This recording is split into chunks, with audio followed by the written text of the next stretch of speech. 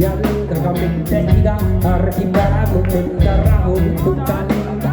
Just läinud nädalal sai oldud 4 päeva ringi keeris sõgedalt revitud, et sisse tulek saaks kindel, aga vaata.